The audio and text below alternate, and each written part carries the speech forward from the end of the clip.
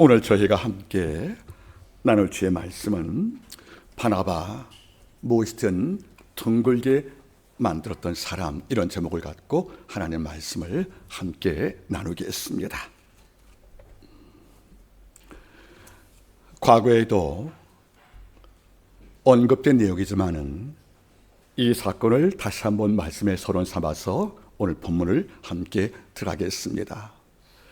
이스라엘 백성들은 특히 종교 절기 때에 장막절, 수상절, 초막절을 맞이하면 한 가지의 풍습이 있습니다.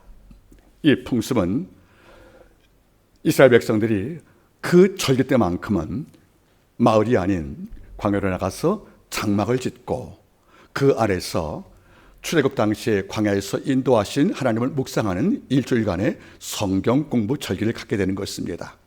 그래서 온 가족의 광야에 나가서 천막을 치고 장막을 친 상태에서 아버지가 하나님의 말씀을 펴서 하나님에 대한 사랑과 그의 권능을 증거하는 이런 학습을 갖는데, 이와 더불어 또 한 가지의 관습이 있었습니다.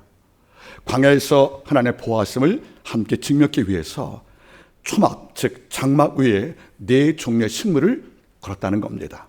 바꿔 말하면 초가집에 볕단이 있듯이 장막 위에다가 4종류의 식물을 함께 다 걸어서 이걸 보면서 우리가 어떤 인물인지를 강의를 통해서 함께 나누었다는 것입니다.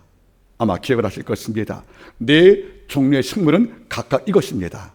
첫 번째는 룰라브, 두 번째는 하다사, 세 번째는 아라바, 네 번째가 에트록입니다.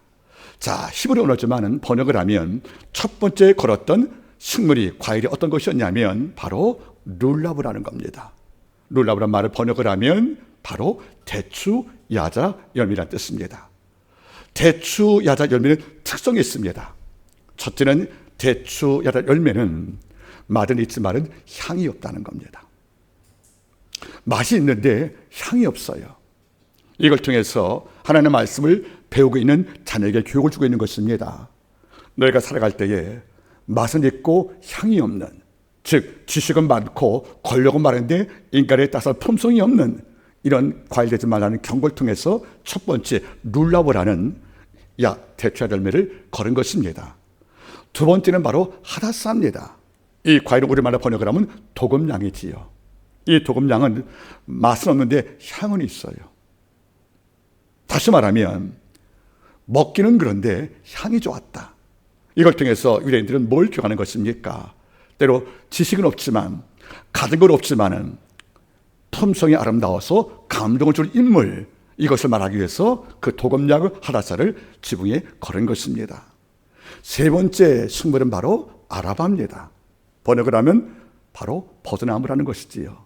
이것은 맛도 없고 향도 없다는 겁니다. 아는 것도 없고 가진 것도 없고 더 나아서 품성도 좋지 않은, 가장 우리가 볼 때 최악의 조건을 갖춘 인물을 말할 때 우리는 아라바가 또 말하는 것이 아니겠습니까? 이걸 통해서 말씀을 배우고도 내 속에서 품성도 없고 신령한 지식이 없는 이런 인물을 경계하려고 유대인들은 그 장막 위에 이 세 번째 과일을 건 것입니다. 마지막 네 번째 과일은 우리가 잘 아는 에트록입니다. 에트록, 이것을 우리말로 번역하면 레몬이 되는 겁니다. 레몬은 맛도 있고 향도 있다는 겁니다. 어쩌면 우리가 말씀을 배우고 기도하고 성령 충만하는 그 이유는 바로 무엇이 되기 위해서 맛과 향을 함께 겸비한, 즉 신령한 지식도 있고 삶의 품성이 아름다워서 어디에 가든 간에 환영을 받고 존중을 받는 이런 인물을 내기라는 것으로 부모는 자녀에게 교육할 때에 레몬을 따서 그의 주머니에 안겨주었다는 겁니다. 과거에 제가 언급을 했잖아요. 유대인들은 랍비가 되면 제일 먼저 먹는 과일을 레몬이라고요. 그 레몬을 왜 먹습니까? 말씀을 가르치고 필사하는 내가 서기관이 될 것인데, 이런 인물 될 경우에 하나님의 말씀이 지식의 영역이 아닌 내 삶의 전부의 내면을 바꿀 수 있는, 그래서 맛과 향을 함께 겸비한, 그래서 실력과 품성을 함께 겸비한 이런 인물이 되기 위해서 랍비가 등극 입으면 첫 번째 레몬 과일을 먹었다고 제가 말씀을 드린 걸 기억이 납니다. 여러분, 하나님의 관심은 사람이에요. 우리가 아름다우면 하나님은 춤을 추는 분이시고, 우리가 악을 좋아하면 아버지가 우시는 분, 이걸 알기 때문에 지금도 하나님께서는 소돔의 멸망을 깨울 의인이 10명을 찾고 있는 것이고, 지금도 주께서는 예루살렘 멸망을 막기 위한 의인 1명을 찾고 있는데, 이 대상자에 우리가 포함되었으면 참으로 좋겠습니다. 가끔 제가 성도하고 또는 제자가 대화할 때 이런 말 하는 걸 여러분 기억을 할 것입니다. 여러분들, 사람의 관계가 있잖아요. 어떤 관계가 오래 가요? 살아보니 여러분들 하나 얻은 정답이 있어요. 살아보니까 여러분들, 힘 있는 사람보다 고마운 사람이 오래 가는 거예요. 관계가. 그가 아무리 뛰어난 실력을 갖추고 지의 권세가 높고 모든 자가 흠모하는 유명세를 갖고 있다 할지라도, 이런 자와의 관계보다는 고마워하는 사람, 내가 고마움을 느낀 자의 관계가 오래가는 것이 아니겠습니까? 이런 까닭에 제가 더불어 말했지 않습니까? 정말 마음이 어려울 때가 있어요. 욥처럼 앞과 뒤 좌우를 봐도 도움이 안 보일 만큼 닫힌 공간이 있을 때가 있을 경우에 마음이 죽고 있을 만큼 어려울 때가 있잖아요. 이럴 때 누굴 만나라고요? 따라하세요. 마음이 괴로울 때에는 똑똑한 사람을 만나지 말고 마음이 따스한 사람을 만나라. 똑똑한 사람 만나면 우리가 왜 실패인지만 이것만 지적을 하거든요. 마음이 따스한 사람들은요, 그에게 실패를 알고 있지만 재기할 수 있도록, 다시 한번 걸 수 있도록 우리를 말과 삶으로 위로하는 걸 많이 볼 수가 있다는 거 아니겠습니까? 이런 이분을 우리 보통 에틀로, 레몬 같다 이런 말 하는 것입니다. 오늘은 바나바를 함께 보기를 원합니다. 아마 맛과 향이 좋았던 그 상징을 말한다면 구약의 욥과 함께 더불어 바나바는 여기에 가장 부합하는 인물로 저는 인조하고 있습니다. 오늘 성경을 말씀하죠. 여러분들, 바나바는 착한 사람이요 성령과 믿음이 충만한 자라. 이 바나바에 대한 영적 보고서를 읽을 때마다 참 느끼는 게 많은 거예요. 과연 일평생 착한 사람으로 인정받은 그 인물, 성령과 믿음이 충만되어서 어떤 게 오는지 하나님과 동행을 했던 그 인물을 우리가 볼 때, 이런 영성을 갖기 위해 이 한 개인이 얼만큼 하나님께 기도했을 것이며 성령은 얼만큼 그를 다듬었을까? 여러분, 제가 말씀을 드리잖아요. 하나의 거룩한 습관을 배우는데, 이걸 내가 만드는데 10년 걸려요. 나는 결코 화 안 낼 거야, 난 시기 안 할 거야, 결심한다고 내일부터 이루어지는 게 아니라는 겁니다. 여러분들 알겠습니까? 영적 가치는 저절로 되는 것은 없다. 그냥 되는 게 아니에요. 과일이야 시간 지나면 이거요. 영성은 달라요. 영성은 시간이 많이 간다고 내 미래 바뀌는 게 아니라는 거예요. 부단히 나는 인내자가 될 거야, 나는 분노를 이기는 너그러운 자가 될 거야, 나는 어떤 게 오는지 시기하지 않을 거야, 이런 것이 마음의 결심이 될 경우에 이것을 내가 만들려면 이른바 일반 시간의 법칙처럼 10년 동안 이걸 놓고 기도하고 이걸 놓고 함께 싸우기도 하고 이런 자손과 부딪히고 다투기도 하는 이런 과정을 통과한 이후에 그 영생이 오는 것이 아니겠습니까? 언급을 했지만은 21세기 최고의 신학자 하워드 워드의 글 가운데 이런 문장이 있잖아요. 나는 기도 배우는데 일평생 걸렸다고. 욕심이 삭제가 된 기도, 진짜 아까 기도했지만은 하나님 나라와 그의 의를 기도가 분명히 맞는데 이게 쉽게 안 되는 거예요. 내 급한 게 있고 내가 필요한 게 있으니까 이게 먼저 기도할 것이 아니겠어요? 이름에도 당장 눈에 필요한 급한 것보다 아버지의 의를 먼저 구하기 위해서 내 기도의 습관을 바꾸는 것이 평생 걸렸단 말은 무슨 말 하는 것입니까? 복음서 보면 제자들이 저와 3년 2개월 동안 교제했어요. 그런데 제자가 주께 부탁을 할 때 주님이 설교 어떻게 합니까? 하고 부탁한 적은 없어요. 그렇죠? 그러나 기도 어떻게 합니까? 하고 부탁한 적은 있잖아요. 기도는 배워야 한다는 거예요. 그만큼 거룩한 영성이 내면화돼서 내 것 되려면 오랜 시간이 필요하다는 것고 동일한 동시에 오랜 수가 필요하다는 것을 함께 알 수가 있다는 것입니다. 그러면 오늘 바라보세요. 착한 사람으로 평생을 살았대요. 근데 이것을 개인이 말한 것이 아니고 사도행전 기자였던 누가가 쓴 글이에요. 그러니까 누가가 바라봤던 바나바는 뭐죠, 여러분들? 내가 내 입장을 칭찬하면 남들 볼 때 비웃겠지만 남이 나를 증명한 거잖아요. 누가가 바라보니까 바나바는 모든 자가 하는 말이 뭐죠? 저는 착한 사람이라고. 근데 우리는 오해하는 게 있어요. 착하다 그러면 단순히 그냥 세상 물정 모르는 단순한 사람? 이게 아니에요. 여기에 착한 말의 헬라어가 하기오스예요. 하기오스. 이 말은 뭐죠, 여러분들? 불순물이 없는, 오염되지 않는, 그리고 얼룩이 없는 옷감을 말하는 거예요. 우리 아이를 키워봤죠. 어릴 때 아버지 애들 기저귀 하기스 있죠, 여러분들. 하기스. 이게 여기서 온 말인 거예요. 깨끗하다는 말이 온 것이거든요. 그러면 무슨 말입니까? 자기 안에 오염물질들, 욕망, 시기, 나태, 증오, 이런 감정을 철저하게 싸워서 오랜 시간 동안에 내 영의 상태를, 내 영의 결을, 내 품속의 그 단면을 어떻게 만든 것이냐면 하기오스, 오염에서 제거된, 그리고 불순물이 없는, 부유물이 없는, 더 정확히 말하면 예수의 심장을 닮아가는 품성을 갖다는 것이 아니겠습니까? 정말 부러운 거예요. 그 다음에 이어서 뭐죠? 성령과 믿음이 충만했다는 말을 고백하잖아요. 성령과 믿음이 충만할 때 나온 결과가 우리가 착한 삶으로 바뀔 수가 있다는 것이 아니겠습니까? 오늘 이 과정에서 두 가지 관점, 왜 그가 착한 삶이었는지, 왜 그를 향하여 성령과 믿음이 충만하다고 평가했는지, 이걸 둘러 나누어서 하나님의 말씀을 함께 보겠습니다. 먼저 성경은 증언합니다. 바나바는 착한 사람이다. 시대가 현재 진행이에요. 지금도 착한 상태를 유지하고 있다는 거예요. 여러분 참 놀랍지 않습니까, 여러분들? 다시 말하면 영성과 지성과 덕성을 갖춘 상태에서 살아왔다는 것이에요. 여러분 욥의 특징이 뭐죠? 그의 행사가 항상 이루어 있더라. 기독교의 진짜 경고는 always 항상이거든요. 우리가 한 번쯤은 걸어간 채 할 수 있잖아요. 주일날만큼은 여러분들 성령 충만한 채 할 수 있지 않습니까? 이런데 항상 우리가 성령 충만하고 착함을 유지했다. 이것은 엄청난 위대한 것입니다.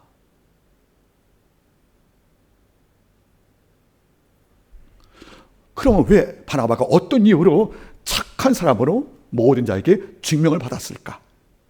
그의 이유는 세 가지입니다. 제일 첫 번째는 사도행전 4장 26절 7절 말씀일 거예요. 사도 베드로가 말씀을 증거할 때 3,000명이 회개한 거예요. 이제 3,000명이 회개할 때 하는 말이 뭐죠? 형제여 우리가 어찌할꼬 하고 참여할 때 사도 베드로가 답안을 제시했어요. 너희가 각각 예수를 회개하고 주 이름으로 세례를 받아라. 성령을 선물로 받을 거라고.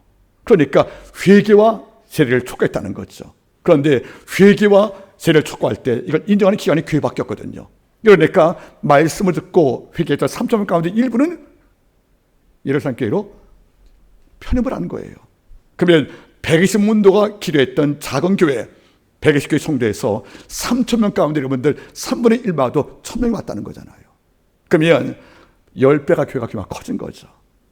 6으로 볼 때 부흥은 맞지만 교회가 10배가 넘는 1,000명 성도가 왔다고 치면 이 성도가 주일날 교회 왔을 경우에 그걸 대접하려면 양식이 필요한 거예요.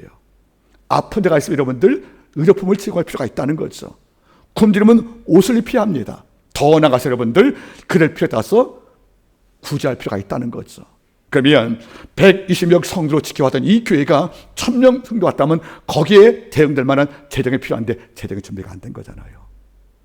은과 금보다 예수를 강조했던 교회이기 때문에 은과 금을 가진 부자가 교회가 별로 없었다는 것이에요. 그러니까 교회는 당장 현안 문제가 된 것은 뭐죠? 이 백성을 우리가 어떻게 구제할 거, 어떻게 양식을 먹일 거, 어떻게 의복과 약을 줄 거, 이런 근심이 현안 문제가 된 거란 말입니다. 결국 재정이 필요했다는 거죠. 이럴 때 바나바가 땅을 팔아서 사도의 발 앞에 두었다는 거예요. 좁게 말하면 헌금이지요. 아니에요. 넓게 봐야 됩니다. 교회가 무엇이 필요한지를 알고 그 필요를 채워주었다는 겁니다. 어쩌면 교회가 갈등과 앞에 있었으면 이 바나바는 위로와 소망으로 그 교회에 봉사하지 않겠습니까? 그러니까 형식은 땅을 바치어서 이걸 판도위로 재정을 준비한 것이 맞지만 넓게 본다면 그는 교회에 관심이 많았다는 거예요. 우리 교회가 무엇이 필요한가? 새 성도가 많이 왔구나. 그럼 주일날 떡을 띄고 음식을 먹으려면 애찬과 성찬하려면 많은 비용이 필요한데 이걸 누가 준비할 거? 그래, 내가 해야지. 그래서 하나님의 일을 내 일로 봤다는 거예요. 누군가 하겠지가 아니라 일을 내 일로 봤다는 겁니다. 그래서 돈 쓸 줄 알았다는 거죠.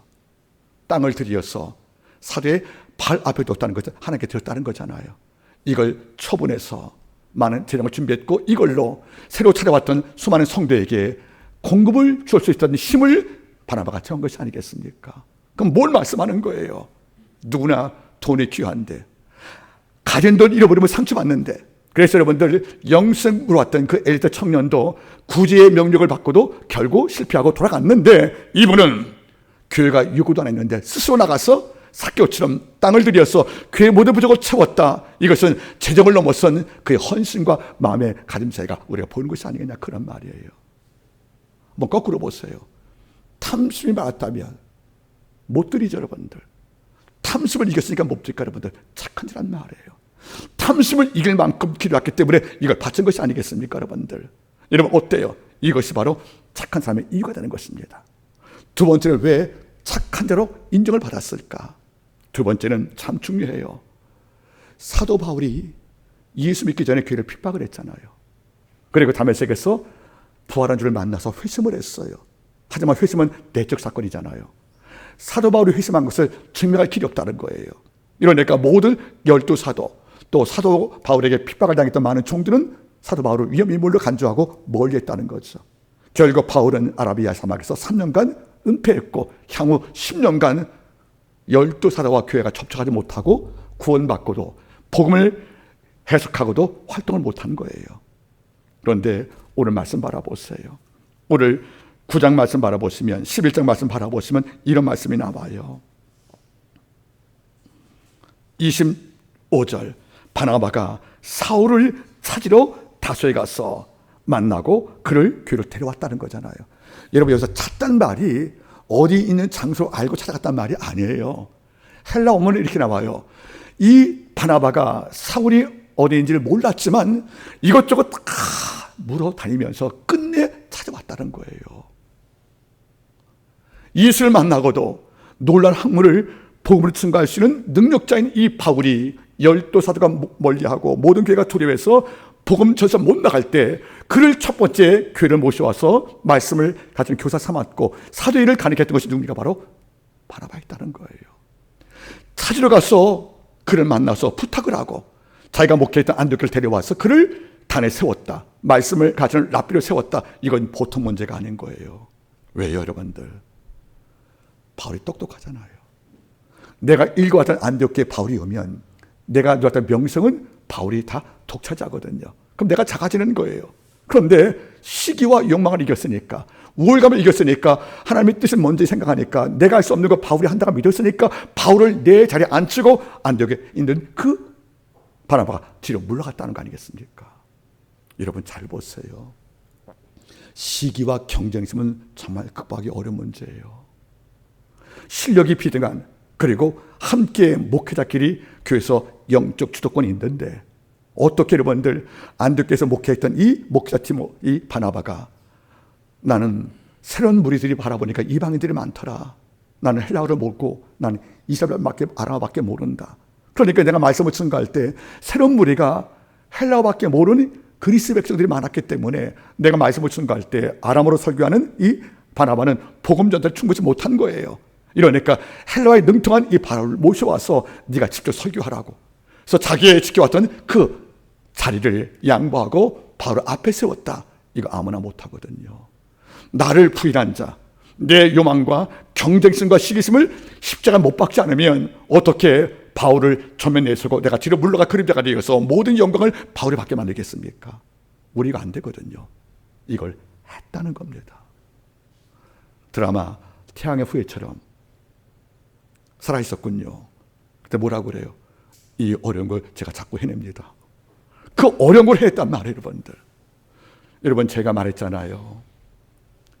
제 블로그에 그런 글 있죠, 그죠? 여러분 나의 국어사전 따라하세요. 겸손이란 나를 낮추는 것에 끝나지 않고 타인을 높이는 것까지 포함한다. 맞는 거예요. 나만 낮추는 게 겸손이 아니에요. 남도 높이는 거죠. 이걸 누가 한 것입니까? 바로 바나바가. 또 따라서 여러분 아까 제목 드렸으니까 따라갔어요. 탐욕이란 남의 것을 빼앗는 것뿐만 아니라 내 것을 나누지 않는 것도 탐욕이다. 인색함도 탐욕이란 말이에요, 여러분들. 그 뭘 말씀하는 거예요? 그 어려웠던 탐욕을 끊어버린 거예요. 경쟁적인 시기를 끊어버린 거죠. 왜? 하나님 목적이시니까. 나는 죽고 그리스도만. 그래서 여러분들 바나바는 바울을 모셔온 거예요. 근데 숙제가 또 하나 남았다. 12 사도가 아직까지 바울과 관계가 서운하잖아요. 12년 만에 바나바가 바울 데리고 사도배를 만나러 갑니다. 그리고 둘을 화해시켜요. 그는 옳았다고. 그래서 이름이 바나바, 화해 아들, 위라를 된 것이 아니겠습니까? 드디어 사도 바울은 12 사도에게도 인정을 받아서 마음껏 선교할 때 모든 교회가 바울을 영접할 수 있도록 기틀 말하는 것이 바로 바나바 아니겠습니까? 이런 종이 뭡니까 여러분들? 착한 종이란 말이에요. 마지막은 무엇일까? 3차, 2차 선교 때 바울과 바나바가 갈등을 느끼잖아요. 왜죠 여러분들? 마가 때문에. 마가는 바울의 바나바의 조카였어요. 그런데 2차 선교 때 젊은 마가가 바울과 바나바의 이른바 길라잡이로 나섰는데 사도행전 15장을 바라보니까 밤빌라 섬에서 마가가 선교 이탈해서 도망을 치고 고향으로 가버렸잖아요. 이러니까 길을 도와주고 숙소 준비할 이 마가가 젊은 사람이 숙부와 스승이었던 바울을 버리고 도망친 거예요. 이것이 바울의 마음의 상처가 되었어요. 그래서 바울이 이것을 잊지 못하고 마음에 꼭 새겨두었어요. 그리고 나서 어렵게 이걸 마치고 3차 선교를 떠날 경우에 바나바가 부탁을 해요. 우리 마가 데려가자고. 바울이 발끈합니다. 한 번 나 버린 사람 또 못 버리겠느냐고. 한 번 도망친 도망자가 또 못 도망갈 것이냐고. 결코 안 되라고 할 때 바나바는 말하죠. 한 번 기회를 주자고. 결국 답이 안 나와서 둘이 싸우고 둘이 갈라지게 되는 거예요. 그래서 바울은 실라를 데리고 떠났고 마가는 바나바를 만나서 떠나서 결국 둘이 갈라진 거 아니겠습니까? 어찌 보면 이 마가는 바울과 바나바를 갈라지게 만든 이른바 장본이었다는 뜻이에요. 이런데 보세요. 바울이 마가를 믿지 않고 선교대회에 동참을 시키지 않은 것도 내 이해는 갑니다. 그러나 더 큰 사랑은요. 한번 넘어진 자 평생 멸시하지 않고 다시 기회를 주려고 선교대회에 포함시키려고 품었던 이 바나바는 뭡니까 여러분들? 참 아름답지 않습니까? 여러분 따라하세요. 싫어하는 사람, 싫어하는 거 누구나 다 할 수 있다. 그런 기도 없이도 할 수 있는 거예요 여러분들. 그러나 미운 사람, 싫어하는 사람을 한번 기회를 준다. 이것은 바보 아니면 천재입니다. 바나바는 12 사도가 바울 바라볼 때 날카로웠던 이 감정, 마가를 바라볼 때 바울의 날카로운 감정을 둥글게 만들자라는 거예요. 여러분 제가 말하지요. 우리 기억력 한번 테스트해 보겠습니다. 세상에서 최고의 얼굴이 어떤 얼굴이에요? 최고의 얼굴. 목사님? 그러지 마요. 저 진짜 그렇게 믿고 있어요. 그러면 최고의 얼굴이 어떤 얼굴입니까? 따라하세요. 다시 보고 싶은 얼굴. 얼마나 좋았으면, 얼마나 기뻤으면 또 보고 싶을까? 한 번 만나고 다시 보기 싫은 얼굴도 있잖아요, 여러분들. 또 가장 멋있는 자가 누굽니까? 모든 것을 둥글게 만드는 자예요. 싸웠다가도 그가 오면 둥글둥글 화해가 돼요. 모난 것이 그가 오면 모서리가 곡선되고 둔각되는 거 바라보세요. 이러니까 이 땅에 진짜 실력자가 뭔지 아십니까? 날카롭고 여러분들 예민한 모든 것을 둥글게 만드는 거예요. 옛날 황희정성 이야기 알잖아요. 이분은 그리 실력이 많은 분은 아니었던 것 같아요. 근데 이분은 조정에서 영의정을 맡았기 때문에 항상 이쪽과 이쪽이 다툴 때 항상 물어보는 거예요. 정승이요, 우리가 이런 계획이 있는데 쟤를 반대하는데 저 나쁜 놈이지요? 한번 이쪽도 와서 또 같은 말 하는 거예요. 이럴 때 황희정 선생님 뭘 하겠습니까? 이쪽에 와서 하는 말이 뭐죠? 저쪽 사람들은 늘 반대만 하고 늘 우리를 음해한다고. 어떻게 했습니까? 우리 화납니다. 그러면 자네 말도 맞아. 이걸 듣고 반대에서 온 거예요. 똑같은 흉을 봅니다. 다 듣고 뭐라고 그래요? 자네 말도 맞아. 그 여러분들 흐리멍텅한 판단 같지만은 싸움을 최소화시키는, 갈등을 최저시키는 이것이 뭐죠? 둥글게 만든 힘이라는 거 아니겠습니까? 이런 분을 친구 삼으란 말이에요. 이 바나바는 이것을 했다는 거죠. 그래서 교회 큰 씀을 둥글게 만들어서 그 재정을 충분시켜 주었고, 바울과 바나바의 모든 관계가 비록 어려웠지만 결국은 마가도 12 사도 바나바 때문에 그들이 함께 화해했던 것들, 이래서 바나바 위로의 아들이라는 표정이 여기 붙은 것이 아니겠습니까? 그 다음 말이 참 중요합니다. 성령과 믿음이 충만했단 말이 등장하는 거예요. 전 이걸 볼 때마다 참 마음이 설레입니다. 그는 성령의 사람이었구나. 믿음의 사람이었구나. 무슨 말입니까? 성령과 믿음에 충만했다는 말은 한 줄로 요약하면 이런 말인 거예요. 자기 의지보다, 자기 계획보다, 자기 감정보다, 자기 생각보다 성령과 믿음을 앞세웠다는 겁니다. 여러분, 제가 수요일날 말씀을 증거했어요. 세계 선수권 대회에서 가장 백미는 100m 스프린트의 속도 대결일 거예요. 9초에서 끝나는 그 실력. 그래서 전 세계 건각들이 스타트 라인에 서서 총이 울리면은 스타트를 빨리 하려 모두 긴장을 하거든요. 한 모습도 쉬지 않고 100m를 9초 중반에 뛴다. 이걸 위해서 스타트가 참 중요하단 말이에요. 그런데 여러분들, 출발 신호가 울리기 전에 먼저 움직일 때는 뭐죠? 부정 출발로 식격되는 거예요. 요지가 뭡니까? 총수보다 먼저 출발하지 말라는 거예요. 먼저 움직이지 말라는 거예요. 성령 충만과 믿음 충만이 뭡니까? 하나님보다 먼저 움직이지 말라는 거예요. 아버지가 주신 계획이 있고 시간표가 있고 그물에 타임테이블이 있는데 이것을 다 접어두고 그가 먼저 움직인다는 것은 출발이 빠른 것 같지만 하나님 볼 때는 부정 출발이고 실격이 되는 것이 아니겠습니까? 성령과 믿음이 충만하면 어떤 것이 오냐면 기다리는 거예요. 아버지가 일할 때까지 묵묵히 기다리는 거, 따라가서 기다리는 것도 실력이며 믿음이다. 아브라함 25년의 기다림. 이것은 여러분들 쉬운 문제가 아닐 거란 말이에요. C.S. 루이스의 글 가운데 이런 문장이 있어요.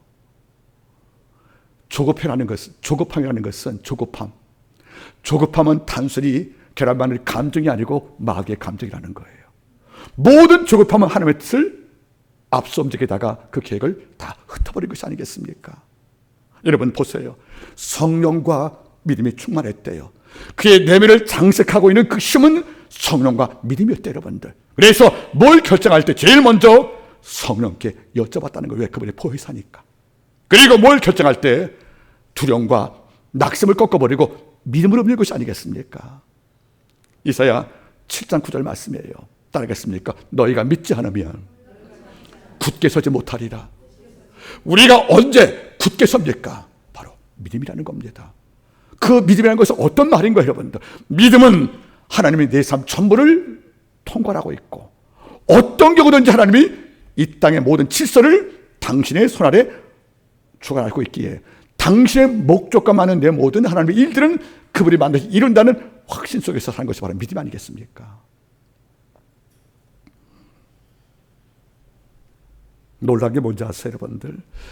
지금은 그런 문화가 있는지 모르겠지만 중세 때는 각 도시마다 도시를 지키는 소성인이 있었어요, 여러분들. 단테 고향의 피렌체는 세례 요한이 그 도시 소신입니다. 이런데 안디옥과 키프로스는 바로 바나바가 소신인 거예요. 왜 그럴까요? 구브로의 출신이었던 바로 바나바, 안디옥 목회자 바나바가 내 도시의 영을 살렸기 때문에 그 후예들은 키프로스하고 안디옥 도시는 바나바를 뭡니까? 우리 도시의 수호성자를 믿었다는 거죠. 물론 우리 기독교는 수호성자이라면 인정하지 않기 때문에 좀 낯설지만 중세 때는 그랬다는 거예요. 그러면 왜 키프로스하고 안디옥 그 도시가 이 바나바를 우리의 수호성으로 추앙을 했을까? 이유는 한 가지예요. 그래서 매년 2월 11일이면 바나바 축제가 있다는 거 아니겠습니까? 아마 지났겠네요. 얼마 전에 그랬어. 그 이유가 뭔지 아십니까?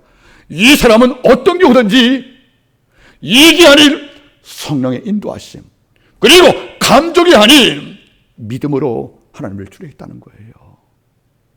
참 저는 이걸 느껴요. 안디옥 교회는 12사도가 세운 교회가 아니잖아요. 이방인들이 성령 충만을 받고 들어가서 일반 성도가 세운 이른바 자립형 교회거든요. 그러니까 목회자가 없는 거예요. 이 교회가 갑자기 그 부흥이 된 거예요. 이러니까 본번에 보니까 이런 교회가 걱정을 한 거예요. 이 부흥이 성령 부흥이냐 잘못된 부흥이냐 이거를 모르기 때문에 사람을 고른 거예요. 누군가 가서 이 안디옥의 영적 실태를 보고 나서 이게 하나님께 온 부흥인지 잘못된 부흥인지 판별하고 보고하라고 파송할 때 파송자 누가 선택이 되었습니까? 바로 바나바가 선택이 된 거예요.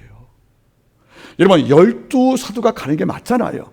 이런데 바나바의 영성이 얼마나 분별력과 통찰력이 뛰어났으면 자기를 부인하는 성령 충만 백성이 얼마나 아름다웠으면 12사도가 안디옥 교회의 운명을 결정한 이단인 것인가 정태인 것이 결정할 이런 감수가 아니로 바람을 파송했다. 12사도와 억기를 비견시킬 만한 이런 놀라운 역사를 갖고 난 것이 간접적으로 증명되는 것이 아니겠어요, 여러분들. 가서 여러분들 가보니까 성경 읽어볼까, 여러분들? 한번 같이 읽어보겠습니다. 22절, 23절 같이 보겠습니다. 시작. 예루살렘 교회가 이 사람들의 소문을 듣고 바나바를 안독까지 보내니 저가 이르러 시작 하나님의 은혜를 보고 기뻐했다 이렇게 말해요. 여러분, 바나바가 하나 본 게 있대요. 이 교회 가보니까 그 교회에서 꿈틀거리는 힘을 받대요. 뭐죠? 하나님의 은혜를 받다는 거예요. 12사도가 아닌 일반 성가 세운 교회인데 이 속에 하나님의 은혜가 이 교회 전체 공간을 다 채웠던 이걸 볼 때 바나바가 기뻐했다고 나와요. 여러분, 참 이게 놀라운 말인 거예요. 이 땅 사람들은 좋은 거라고 다 기뻐해 주지 않아요. 우리가 잘 되었다고 축하해 준 거 아니에요, 여러분들. 어쩌면 냉정히 따지면 이 땅 많은 백성은 내가 좋은 일 발생하면 축하해도 축복을 못합니다. 왠지 아십니까? 마음이 아프거든, 쓰리거든, 여러분들. 이런데 이 안디옥교회 바나바가 등장을 했어요. 이 교회가 어쩌면 이런 교회를 능가하는 충만함이 있는 거예요. 뭐죠? 하나님의 은혜를 보고 기뻐했다는 거잖아요. 이것이 뭐죠? 바른 영성이에요. 믿는 성도는 교회 올 때 언제 기뻐할까? 우리에게 기도하는 성도가 기도하게 되었다. 이게 은혜네? 이걸 보고 기뻐하는 거예요. 우리 교회에서 아파던 성도가 주의 성령 취하실 때로 병이 완치가 돼서 건강해졌다. 이걸 보고 기뻐하는 거예요. 우리의 불행이 샤텐프로이테, 타인의 불행을 보고 기뻐하는 이런 병든 기쁨이 아니라, 참 마음이 아프죠, 여러분들. 독일 말로 샤텐프레라는 말이 있어요. 샤텐은 뭐죠? 독일 말로 비극. 프레는 뭡니까? 행복이에요. 타인의 비극을 보고 행복을 느낀대요. 이런 병든 마음이 어디 있어요, 여러분들? 이 땅에 정말 성령으로 채우지 못한 일반 사람들을 여러분이 승리할 때 모두가 축하 박수 기립박수 하는 게 아니라는 겁니다. 성령 충만하고 믿음이 강한 교인들은 달려와서 끌어안고 함께 축복을 하고 축복도 하지만 그게 아니다 됐어요, 여러분들. 그러니까 우리가 자기라는 문턱을 넘지 못하면 누구의 승리가 내게 패배로 보여줘서 기뻐하지 못하잖아요. 이런데 이분은 성령과 믿음으로 자기를 통제했대요. 이러니까 그 교회에 하나님의 은혜가 충만하니까 이걸 보고 너무 좋아서, 여기 기쁘란 말이 카이로거든요. 춤을 췄다는 거잖아요. 전 여러분들이 타인의 불행 앞에 아파할 줄 알고 타인이 아름다워지고 좋아질 때 제일 먼저 기립박수 친 자가 되기를 바라는 겁니다. 이런 적을 바라볼 때 하나님께서 이성한테 복을 안 주겠습니까, 여러분들? 사람을 얻는 게 제일 큰 재산이에요. 영이 맑은 자, 속 깊은 자, 마음이 따스한 자. 이런 자가 내 곁에 둘, 셋만 있어도 이것이 내 가족이라면 더 좋고 내 배우자면 더 좋고 이것이 우리 성도라면 더 좋겠습니다. 여러분, 하나님은 우리의 실력 보시는 게 아니에요. 우리의 품성을 보십니다.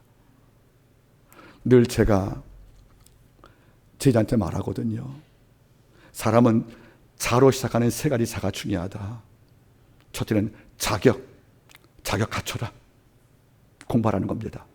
두 번째는 자세, 네 태도가 중요하다. 누구 슬플 때 웃지 말라는 겁니다. 세 번째가 여러분들 자리, 네가 가지 못할 자리 앉지 말고 탐내지 말라는 거예요, 여러분들. 그러니까 남은 그래서 검처럼 위험한 장소거든요, 여러분들. 자세와 자격과 자리, 이거를 아는 자가 뭐죠? 성령 충만 자란 말이에요, 여러분들. 이 바나바는 보세요. 바울을 세운 다음에 뒤로 살짝 물러가 자기 자리를 앉잖아요. 양보하지 않습니까? 이런 큰 자가 어렵겠냐는 말이에요. 오늘 말씀을 제가 맺기를 원합니다. 생텍쥐페리 어린 왕자를 바라볼 때 이런 문장이 나와요. 자기 별에서 떠나왔던 그 어린 왕자가 많은 배를 거치다며 죽에 도착합니다. 도착한 장소가 사하라 사막이었어요. 사막은 뭐가 없어요, 여러분들? 물도 없지만 사람이 없잖아요. 이러니까 여러분들 어린 왕자가 이리 말해요. 아, 사막은 사람이 없는 곳이구나 말할 때 노란 뱀이 이렇게 말해요. 아니야. 사람이 없는 게 사막이 아니고 사랑이 없는 게 사막이야. 교회가 도시에 됐지만은, 교회가 도시 위에 건축되었지만은 성도 사이에 착한 사람이 없고 성령과 믿음 충만해서 사랑이 없다면 우리 교회도 사막일 수가 있다는 거예요, 여러분들. 말씀을 제가 맺기를 원합니다. 우리 어떤 사람으로 불리고 있습니까? 나의 평판이 어떻습니까? 그리고 어떤 삶을 꿈꾸며 지금 기도하고 있습니까? 오늘 문장, 모든 것을 둥글게 만들었던 바로 화해의 사람. 그가 있음을 통해서 지옥은 천국되는 것이고 갈등이 봉합되어서 일치로 창조했던, 그래서 모든 것을 둥글게 만드는 사람. 그래서 바나바는 착한 사람이요, 성령과 믿음이 충만했다는 그 영적 보고서, 이것을 오늘부터 우리 이력서에 기록하시기를 부탁드리겠습니다. 기도하십니다. 하나님 아버지, 이 땅 모든 자가 무엇에 화가 나는지 매일 싸우려고 듭니다. 조금만 다르면 적을 만들고, 과거에는 10가지 달라도 하나만 같으면 친구 되었는데 지금은 10가지가 같아도 하나만 다르면 원수가 되는 이런 시대에 살고 있으니 바나바가 참 그립습니다. 착해선 그 바나바의 영성을 우리 모든 성도가 갖게 하사 누구의 필요를 알고 스스로 움직였던 바로 그 중심, 마가를 살려주고 바울을 이끌어주고 마지막에 주님 화해를 창조했던 그 착한 사람으로서 한마디 모든 성도가 인정받게 도와주옵소서. 우리에게 다른 것이 아닌 성령과 믿음이 충만하기를 원합니다. 바로 왕이 요셉을 향하여 이와 같이 하나님의 신에 감동한 사람을 우리가 어디서 얻겠냐고 외쳤던 것처럼 이런 자의 대상에 한마디 모든 성도가 포함될 것을 믿고 감사드리며 모든 말씀을 예수님의 이름으로 기도드리옵나이다. 아멘.